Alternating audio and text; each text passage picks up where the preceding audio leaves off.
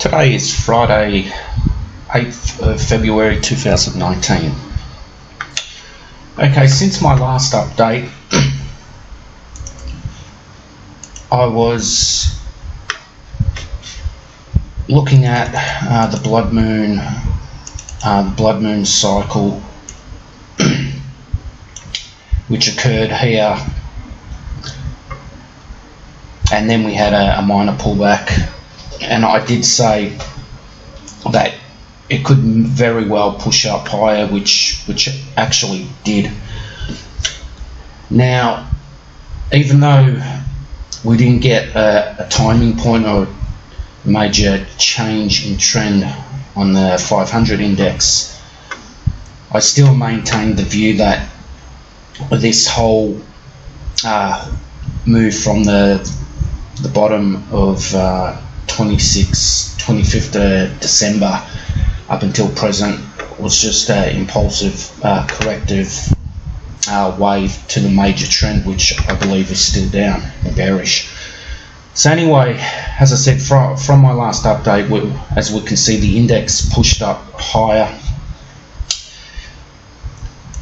to the point where it almost came up and tested the 200-day moving average.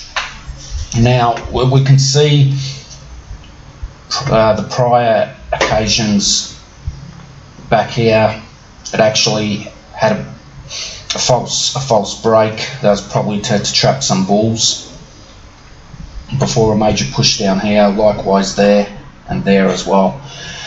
This time, well, we did not get that. Now, a few things I'll just cover.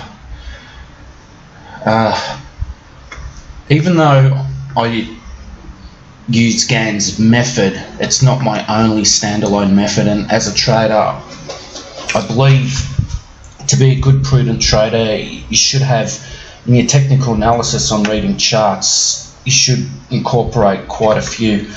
Now, perfect example of that is one of my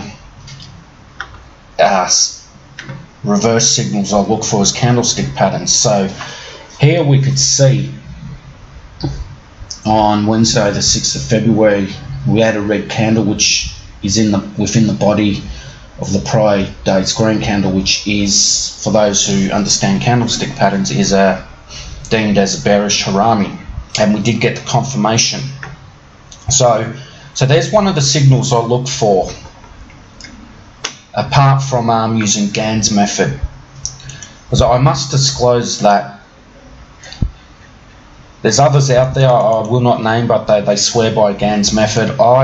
Even though I use it, I only primarily use it for longer term cycles, looking for major changes in trend, i.e. end of the market tops, transitioning into the longer bearish market cycle, and then obviously which follows is to time and square out a market bottom for the next secular bull market.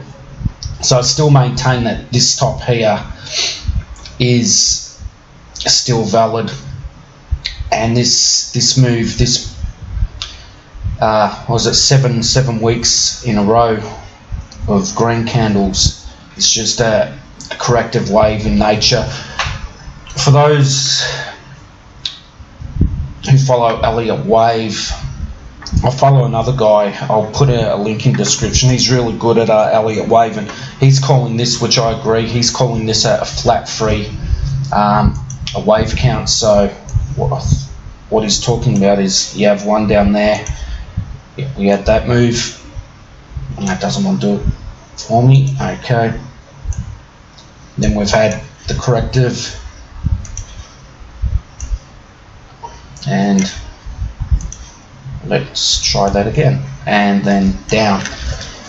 Some are even calling this ABC, which makes sense because one of my other technical analysis I follow a lot is Fibonacci. In particular, the relationship of the 62.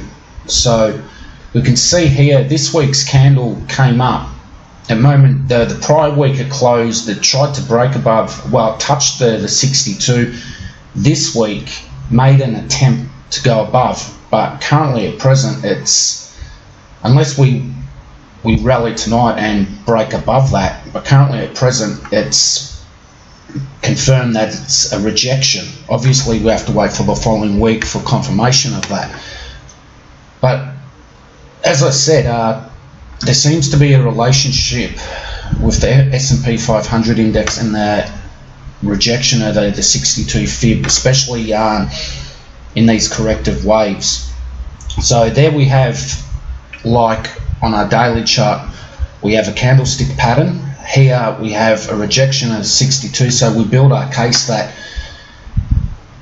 this could very well be the end of this move up, and what follows is the flat 3 next wave down, which should actually take out the bottom of this.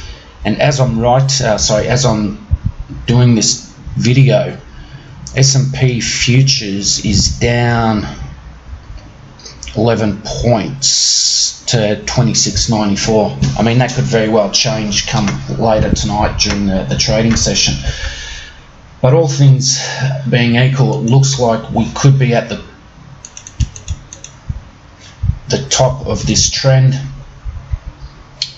and we could be at the start of the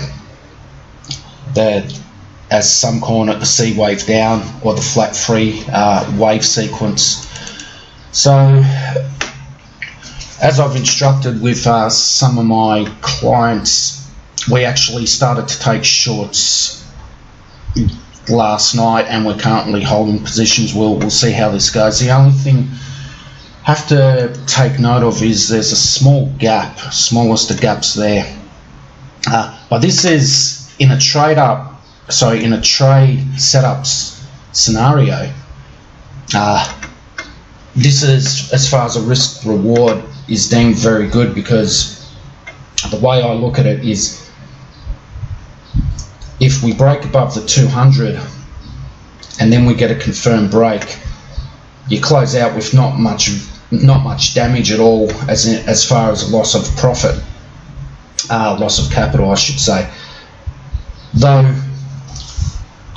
that is, on the other hand, if this is confirmed as the top and the start of the next major wave down, the reward, well, the first target is easily the bottom of this major move down. So we're talking a big risk reward here. So these are the trades, just give an insight of what I look for. These are things you should be looking for if you're trading an index. Setups that, as far as risk reward are concerned, are very favourable in your position. So anyway, I'll leave it at that, and we'll see what the markets do tonight, and I'll do an update next week and see how this goes. Have a good weekend all. Bye.